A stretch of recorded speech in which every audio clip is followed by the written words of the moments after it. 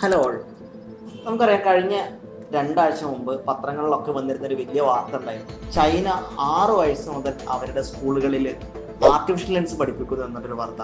നമ്മളൊക്കെ നാട്ടിൽ ഇപ്പോഴും എഐനെ കുറിച്ച് അറിയാത്ത ആളുകളാണ് ഭൂരിഭാഗം ഉള്ളത്. ഈവൻ ദോ സ്കൂളുകളിലൊക്കെ പല ക്ലാസ്സുകളിലൊക്കെ എഐനെ കുറിച്ചുള്ള ചർച്ചകൾ തുടങ്ങിയിട്ടുണ്ട്. പല സ്കൂളുകളിലും മേ ബി ഒരു ഉയർന്ന ക്ലാസ്സുകളിലൊക്കെ പൈത്തൺ ഒക്കെ പ്രോഗ്രാമിംഗ് ലാംഗ്വേജായി പഠിപ്പിച്ചു തുടങ്ങിയിട്ടുണ്ട്.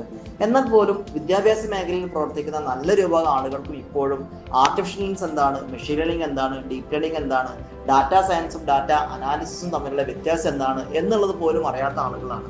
ഞാനിങ്ങനെ കഴിഞ്ഞ കുറച്ച് ദിവസങ്ങളായിട്ട് ലോകത്തിലെ പല രാജ്യങ്ങളിലും ഏതൊക്കെ രാജ്യങ്ങളിലാണ് ആർട്ടിഫിഷ്യൽ ലെൻസ് അവരുടെ സിലബസിന്റെ ഭാഗമായിട്ട് പഠിപ്പിക്കുന്നത് എന്നതിനെ കുറിച്ച് ആലോചിച്ചുകൊണ്ടിരിക്കുകയായിരുന്നു. അപ്പോൾ ചൈന കഴിഞ്ഞ മാസം മുതൽ അവരുടെ സിലബസിൽ ഫസ്റ്റ് ഗ്രേഡ് മുതൽ തന്നെ എഐ ഇന്റഗ്രേഷൻ തുടങ്ങാൻ തീരുമാനിച്ചു. സിംഗപ്പൂർ കുറേ വർഷങ്ങളായിട്ട് പ്രൈമറി ആൻഡ് സെക്കൻഡറി കരിക്കുലത്തിൽ എഐ ഇന്റഗ്രേറ്റ് ചെയ്യുന്നുണ്ട്. പിന്നെ സൗത്ത് കൊറിയയും ഫിൻലാൻഡും UK-യും US-ഉം ഒക്കെ ഇത്തരത്തിലുള്ള ഒരുപാട് മാറ്റങ്ങൾ അതാത് സ്റ്റേറ്റുകളിലെ അഡ്മിനിസ്ട്രേഷന്റെ പാർട്ടായിട്ട് ചെയ്യുന്നുണ്ട്. റീസെന്റ് ആയിട്ട് യുണൈറ്റഡ് അറബ് എമിറേറ്റ്സ്, നമ്മളൊക്കെ വളരെ നല്ല ബന്ധമുള്ള ഗൾഫ് രാജ്യമാണ് UAE എന്നുള്ളത്. UAE-യിൽ ഇതുപോലെ എയുമായി ബന്ധപ്പെട്ടിട്ടുള്ള ഒരുപാട് കാര്യങ്ങൾ സ്കൂൾ ലെവലിൽ തന്നെ അവർ ചെയ്യുന്നുണ്ട്. വളരെ സർപ്രൈസിംഗ് ആയിട്ട് തോന്നിയ ഒരു സംഗതി, 2018 CBSE ഇന്ത്യയിൽ AI CBSE കരിക്കുലത്തിന്റെ ഭാഗമായിട്ട് ഇൻട്രൊഡ്യൂസ് ചെയ്തിട്ടുണ്ട്.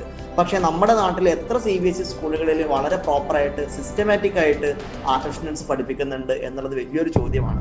അപ്പോൾ ഈ ഒരു അവസരത്തിൽ കൃത്യമായിട്ട് അധ്യാപകർക്ക് എത്ര പേർക്ക് എഐയെ കുറിച്ചുള്ള ധാരണ ഉണ്ട് എന്നുള്ളത് അതിനേക്കാളും പ്രസക്തമായിട്ടുള്ള ഒരു ചോദ്യമാണ്.